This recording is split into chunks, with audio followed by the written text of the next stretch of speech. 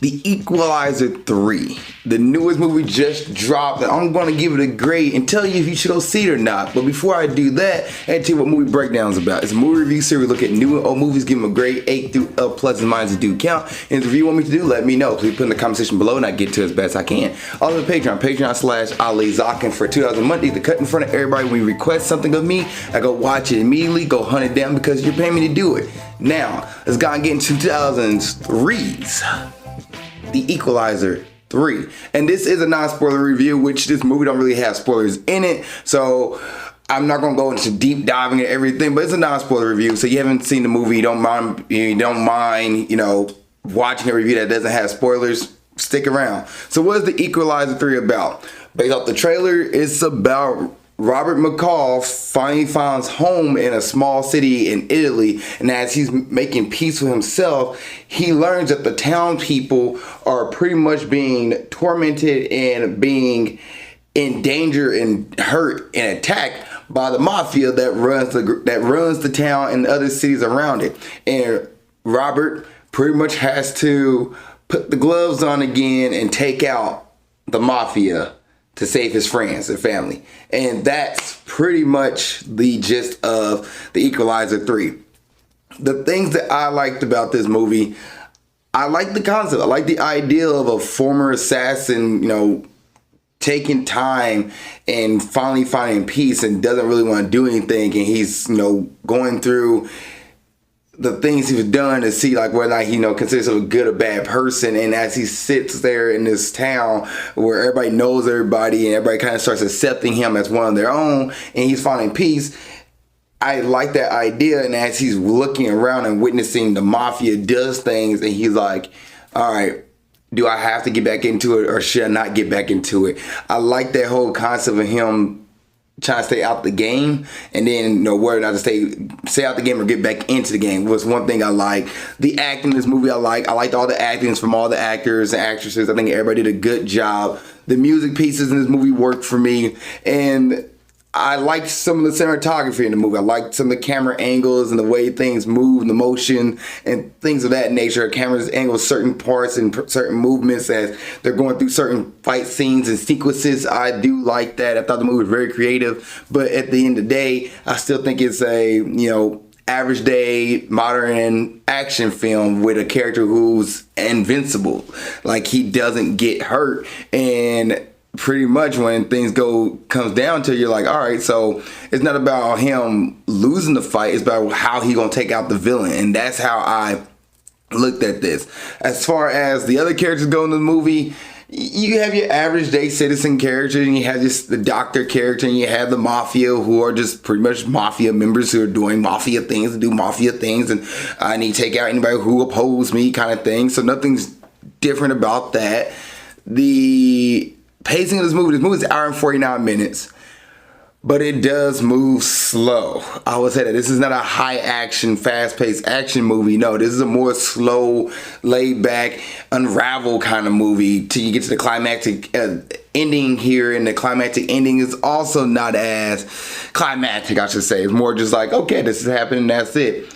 I didn't like the whole fade to black scenes we got. There's most of the time for transitions, the director or the director would just fade to black. Like the camera edits and everything would just fade to black to a certain scene versus just transition to it. Instead of like a normal transition, it would just go fade to black. Like I'm watching this on a TV show. I'm like, this is not made for TV. This is made for movies. Why are we fading to black in 2023? But it is an old movie trope that doesn't get used often. And when you see it, you're just like, okay, well, with the black, are we going to fade out to something else that's different? No, it just fades to black and then fades somewhere else. And you're just like, okay, neat. But the movie is a slower paced movie. And there's times where it does kind of drag a little bit. Where I'll look at my watch, I'm like, okay, where we at? All right, we started the movie at 12. It is now 12:45. Okay, we started the movie at 12:45. Let me check again. It's now 1:20, and I'm like, all right, how much time is this movie? Is 2 hours, an hour and 49 minutes long. It's not even 2 hours long, but yet it felt a lot longer than what it needs to be. And I think there's certain scenes and pieces that they set up that didn't really need, like show. Like, I get the idea of showing everybody's at peace and showing everybody's having, a good time, and then, the dark corruption that's underneath the city's underbelly. I get that, and let that slowly come in. But it took a little longer than what it needed to get there for a story that's been done before. The one thing I would say about this movie, it reminds me of John Wick. I know The Equalizer been out just as long as John Wick, and not been out even longer, an older version of John Wick. But it just reminded me of John Wick, and I wanted to see a crossover. If we could one day get John Wick and The Equalizer, that'd be kind of cool. That'd be a cool crossover. I think I'll enjoy that. All right, let's go and get into cast, characters, and directors, all that good stuff. So the movie's an hour and 49 minutes long, The Equalizer 3. It is considered an action crime thriller. Director is Antoine Fuqua, and writers are Richard Rink, Michael Salone, and Richard Lindheim. The cast you have here is, Denzel Washington, Robert McCall. Denzel Washington's a character who doesn't really say much words. He doesn't really say much in this movie. He really have that mean talking lines, but when he speak, everybody listen. That's the kind of character he is. Just kind of sit back, quiet kind of character, moving through, and he's doing things here and there, but in reality, he's just like, don't mess with my friends, don't mess with me, and we're all good. I'll talk to you, talk to me, but it is what it is. I'm gonna sit back and chill. Dakota Fanning's in this movie as Emma Collins. She is a CIA agent, and she's trying to crack a case and trying to figure out what's going on in this movie. She did a good job. I didn't recognize Dakota. I knew who she was, but I didn't know who this person is. Really familiar to me. But yes, Dakota Fanning. Good job, Dakota. It's good seeing you on screen again. But Dakota Fanning, I thought she did a good job for the character that she was. I'm gonna mess some of these guys' names up. I feel bad for it, but Eugenio Mastrada, who played Gio, he was a police officer, comes friends with Denzel Washington's Robert McCall. Thought he did a good job with the family man kind of character, good guy he's the good guy character. You don't want to see anything bad happen to. You have Gia Scardinaro, who played Amina.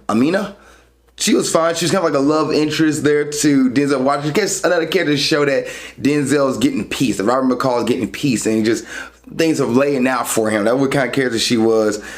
Yeah, Remo Rinone, who plays Enzo. He was a doctor character who can judge a book by its cover and see they're not a good guy or bad guy off the bat, and he kind of takes Robert in and kind of guide Robert throughout the movie and kind of helps him out. Just another a foster character to help out with the protagonist. Andrea Scarduzio, who plays Vincent, he's a mafia boss, bad guy. Like any other mafia movie, the boss is clean cut, he's not the street thug boss. He's more of the suave, casual, or business attire. I'm the business guy, mobster, who my stuff is always in line and ducks in order kind of guy. He has the kind of boss he is, mobster he is, and he faces off with Robert, and they have some exchanges there. Then you have Andrea Dorio, who played Marco. He was he was more the street thug boss, mobster in this movie. Who's like the second boss to the main boss. He did his job well. He's a dude, like a punk character who messed with everybody that you didn't like. Thought he did a good job as well. And that's pretty much it for the cast and crew here. A solid cast, solid crew. I thought everybody did a good job. Some of the people was first time acting, but thought they did a good job here. Thought this was a solid cast. Any other thoughts? There's a lot more subtitles in the movie. Most of this movie is in Italian. Yeah, in Italian, and it's a lot more subtitles, a lot more reading than I thought. I wasn't expecting it. That somebody who does watch foreign films here and there and watch Japanese, subs, I didn't think that I'll be watching a whole movie mostly in Italian and we have to read subtitles in the movie, but that's fine. I thought it was okay. It worked. It made sense. Not everybody who's gonna speak English. It made complete sense what was going on. Now I do respect the writers and directors for doing the Italian language for majority of the movie. I thought that was a good idea because of the fact that they were stationed in Italy. They wasn't in America. So I thought that was good. I gave props to that. All right, is this a movie you should see? I think you can wait till it comes out on on DVD or streaming. I think you're gonna have to go see this movie in theater. But if you're a fan of the series, definitely go watch the movie in theater, see the last of it, and grade time. I'm gonna grade The Equalizer 3 from 2023. I'm gonna give this movie a B. This movie gets an 85% for me. I thought it did a good job. It was a good action flick, a little slow pace, a little slowed out, but I thought it did a good job delivering what the movie was about and the story to it. I was about it. The IMDb gives it a 7.1 out of 10. That is a C minus. And Rotten Tomatoes give this movie a 74%, which is a C. And that's from the critics. But the audience give this movie a 95%. That's a A. So I'm more in the middle. I'm more at a B, 85%, but that's where everybody else is. If you've seen The Equalizer 3, what did you think? Please put in the comment section below. Other than that, see you guys in the next episode of Movie Breakdowns, and keep being awesome. Thank you so much for making it to the end of this video. I really appreciate that. Please don't forget to like, subscribe, and comment. If there's a review you want me to watch or do, let me know. Please put it in the comment section below this video. Also, you want to watch the last episode of Movie Breakdowns, it's right there. Just gotta click on it and you'll be able to watch it. Thank you guys so much. I appreciate it. Love y'all, and keep being awesome.